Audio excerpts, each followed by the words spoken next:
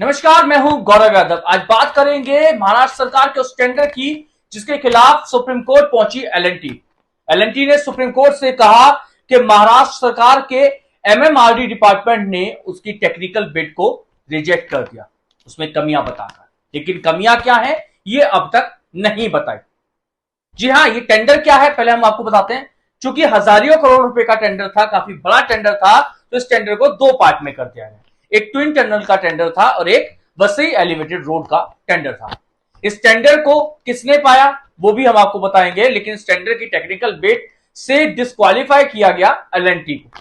वो एलएनटी जो कि पूरे भारतवर्ष में कई बड़े प्रोजेक्ट कर चुकी है, कई बड़े काम कर चुकी है। यहां तक कि केंद्र सरकार ने अपने ड्रीम प्रोजेक्ट सेंट्रल विस्टा को भी एलएनटी से ही बनवाया था।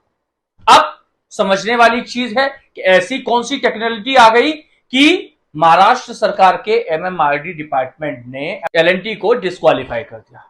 जी, टेक्निकलिटी की कमी थी कि वो एलएनटी महाराष्ट्र सरकार की चहेती नहीं थी, क्योंकि इस टेक्निकल बिड में दो कंपनियों ने क्वालिफाई किया था, दो कंपनियों ने टेंडर डाले थे। एक थी एलएनटी, दूसरी थी मेघा इंजीनियरिंग्स। मेघा इंजीनियरिंग्स वो कंपनी है जिसके बारे में कहा जाता है, ये हैदराबाद बेस्ड कंपनी है, जिसके बारे में कहा जाता है कि इस पर विशेष कृपा एकनाथ शिंदे की है। उनके बड़े चहीते हैं इसके मालिक। यही कारण है कि एलएनटी से जिस प्राइस कोड पर एलएनटी इन दोनों ही टेंडरों को काम करने वाली थी, उनसे 3,000 करोड़ रुपए ज्यादा पर मेघा इंजीनियरिंग को टेंडर दे दिए गए। समझने वाली चीज यह है, मेहरबानी देखिए जनाब, कि 3,000 करोड़ रुपए का प्रॉफिट पहले दिन, अभी टेंडर शुरू भी नहीं किया, काम शुरू भी नहीं किया, पहले दिन। क्योंकि जब एलएनटी जैसी कोई कंपनी, कोई छोटी मोटी कंपनी नहीं, हिंदुस्तान तो हिंदुस्तान, विदेशों में भी इसका बड़ा नाम है, वो कंपनी किसी टेंडर को किसी प्राइस पर कर रही है तो उसने मार्केट का सर्वे तो किया ही होगा। मार्केट में वो चीजें उसके फायदे, मतलब कुछ भी नहीं तो थोड़ा बहुत तो फायदा रखा ही होगा, 1% का ही रखा से, तो 1% प्रॉफिट तो उसने कैलकुलेट किया ही होगा, जो भी कॉस्ट उसने कोट करी होगी अपने टेंडर में। लेकिन उसकी कॉस्ट से 3,000 करोड़ रुपए ज्यादा में महाराष्ट्र गवर्नमेंट ने मेघा इंजीनियरिंग को ये दोनों टेंडर सौंप दिए। अब क्यों सौंपे, इसके पीछे की हकीकत से पर्दा हम अब उठाते हैं। आपको याद है पिछले साल एक इलेक्टोरल बॉन्ड बहुत चला था। बीजेपी सरकार को लगभग 644 करोड़ रुपए के इलेक्टोरल बॉन्ड भी किसी ने गिफ्ट करे थे। जी हां, मेघा इंजीनियरिंग वही कंपनी है जिसने बीजेपी को 644 करोड़ रुपए के इलेक्टोरल बॉन्ड दान किए थे, गिफ्ट किए थे। यही कारण है कि एकनाथ शिंदे और देवेंद्र फडणवीस की जो सरकार है वो इतनी मेहरबान हो गई कि उन्होंने 3,000 करोड़ रुपए। अब इसके बाद आपको और चीज बताते हैं। चलिए, ये तो एक बात हो गई। दूसरी बात कि महाराष्ट्र सरकार पर आज की डेट में लगभग 10 लाख करोड़ रुपए का कर्ज है। महाराष्ट्र सरकार एक तरफ कहती है कि हमारे पास लोगों के काम करने के लिए पैसा नहीं है, महाराष्ट्र के डेवलपमेंट के लिए पैसा नहीं है, जबकि महाराष्ट्र में जो स्कूल हैं उनको संचालित करने के लिए पैसा नहीं है, इसलिए उनको आउटसोर्स किया जा रहा है, डोनेट गोद लेने की सरकार गुहार लगा रही है। वहीं दूसरी तरफ 3,000 करोड़ रुपए का टेंडर गिफ्ट कर देती है। भैया 3,000 करोड़ रुपए फायदा पहले दिन दे देती है, 3,000 करोड़ का फायदा पहले दिन दे देती है।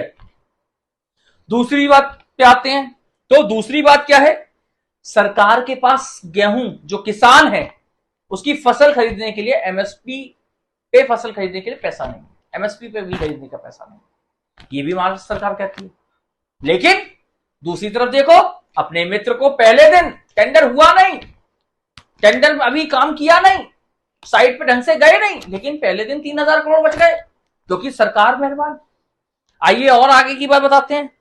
एमएसपी पे किसान की फसल खरीदने के पैसे नहीं है, स्कूलों को संचालित करने के पैसे नहीं है। चुनाव से पहले बीजेपी सरकार जो लाडली बहना मध्य प्रदेश की तरह जिस लाडली बहना योजना का हवाला देकर 2100 रुपए महिलाओं को देने की बात थी, वो 2100 से घटके तो 1500 रह गए, और वो भी 1 महीने की जगह 2 महीने में आ रहे हैं, 2 महीने की जगह 3 महीने में आ रहे हैं, हर महीने नहीं आ रहे।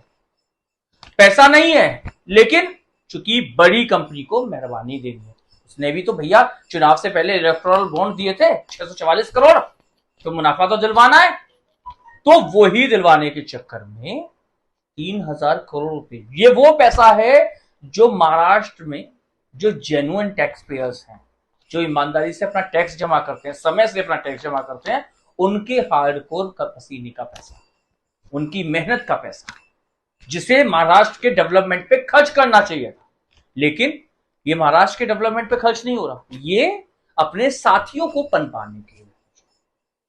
अब जब एलएनटी ने सुप्रीम कोर्ट का दरवाजा खटखटाया तो सुप्रीम कोर्ट ने महाराष्ट्र सरकार को बुलाया और महाराष्ट्र सरकार के वकील से कहा कि भाई क्या है ये मामला, टेंडर को आप खुद रद्द करेंगे या हम करें, और एक समय दे दिया कि टेंडर को रद्द करें, दोबारा से इस टेंडर को करें।